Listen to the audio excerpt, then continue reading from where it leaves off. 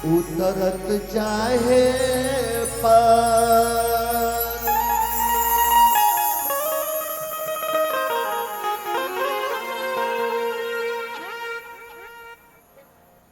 गोस्वामी जी ने मान में लिखले बानी बड़े भाग मनुष्य पावा, बड़े भाग मनुष्य तन पावा, बड़ा भाग से अच्छा कर्म कैला से पूर्व जन्म के तपस्या से आदमी के शरीर मिलल बा। ओ घड़ी के कैल का अभी मिलल बा। अब फिर अच्छा कर्म कैल जाई तो आदमी के शरीर मिली ना तो फिर 184 में भरभर करके पड़े। वो कुर्सियार पशु पक्षी जितना बड़ुए जीव में चल जाए के बाद एगो आदमी ही बा जेकरा चेतना बा, जे बोल सकेला, बोले के तो हर एक जीव बोलेला, बाकी बात के वो को समझे ना। भगवान के चर्चा करे के चाहिए, भजन करे के चाहिए, याद करे के चाहिए, नहीं तो ऐसे शरीर ना रही।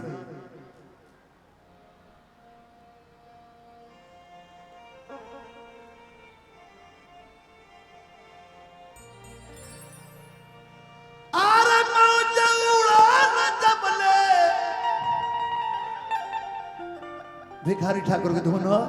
गीत लिखल हमारा मौजा उड़ान जब लेते ही आन सांस बा, मौजा उड़ान जब लेते ही आन सांस बा, संसार निकल जाए, संसार निकल जाए, ओही दिन नाश बा, संसार निकल जाए, ओही दिन नाश बा, संसार निकल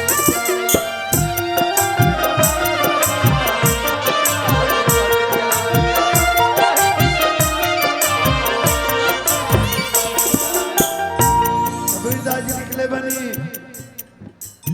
10 बारे का पिंजरा तामे पंछी मौन। शरीर जो बात 10 गो द्वार बा पिंजरा में, 5 गो ज्ञान इंद्रिया, 5 गो कर्म इंद्रिया, 10 द्वार खुला रहेला 24 घंटा। 10 द्वार एक पिंजरा तामे पंछी मौन, मौन पंछी के सांस। 10 द्वार खुला रहते हुए भी उस सांस में पटाइल बा। गए को अचरज है, रहे अचंभा कौन, गोइला के नो चंभा बड़ुए, रहला के कौन चंभा बा, रहला का चंभा बा, गोइला कौन के चंभा बा जो दोस्त को द्वार खुला बा कब निकल जाई। जब तक के शरीर में सांस बा, इस शरीर अनमोल बा, लाख ना, करोड़ ना, अरबों ना, खरबों ना, अमूल्य शरीर बा। आए शरीर से जहिया आत्मा निकल जाई, ये दुनिया के सबसे घिनौना शरीर हो जाई, 1 पैसा एक वैल्यू ना हो।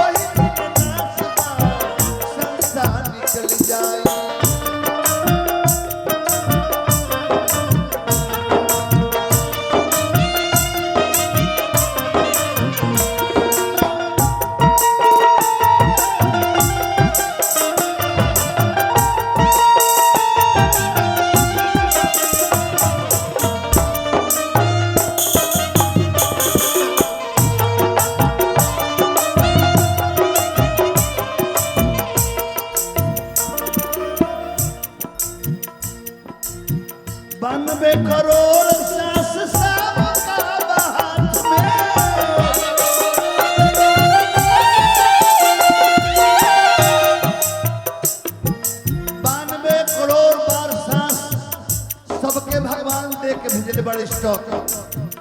92 करोड़ सांस सबका के दे के भेजेले आ 24 घंटा में 21,600 सांस चल जाला 92 करोड़ सांस सबका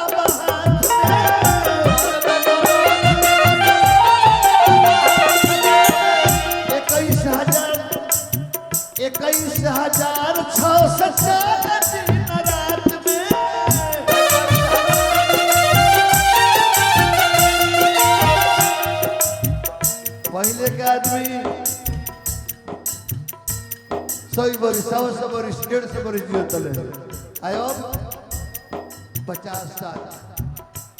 बहुत बोले तो 70 पहले वाला दुनिया साइमत जोरत तोहर साइमत जोरत तोहर भूमि 50 बार संसार निकल जाई ओही संसार निकल जाई ओही दिन आसबा संसार निकल जाई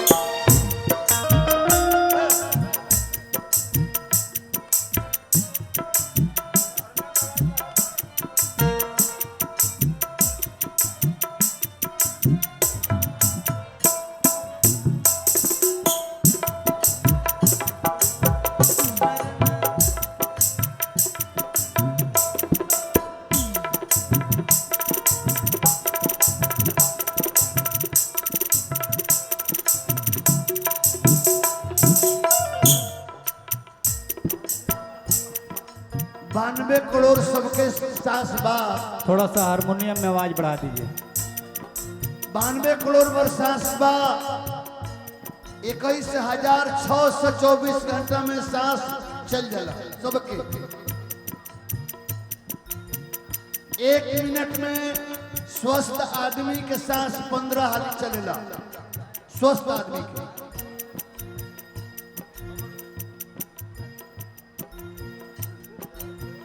1 मिनट में 15 हाली सांस चलला आ एगो सांस चले में 4 सेकंड लगेला प्रैक्टिकल करके देख लो सब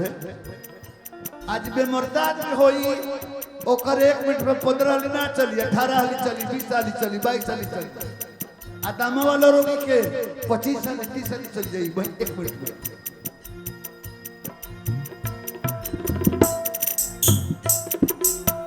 बैठक में 15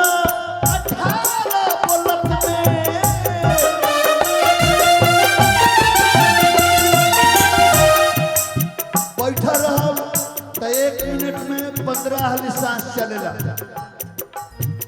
आ बोले लागब तो 1 मिनट में 18 हाली सांस चली आ चले लागब तो 1 मिनट में 20 हाली चली आ सूत जाई तो 1 मिनट में 30 हाली चली आ संभोग करे लागब तो 1 मिनट में 64 बार सांस चलेला बैठक में 15 18 बोलत में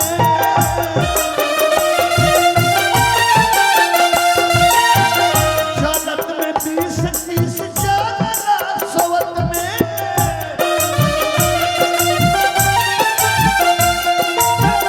चलत में 20 30 चलला सोवत में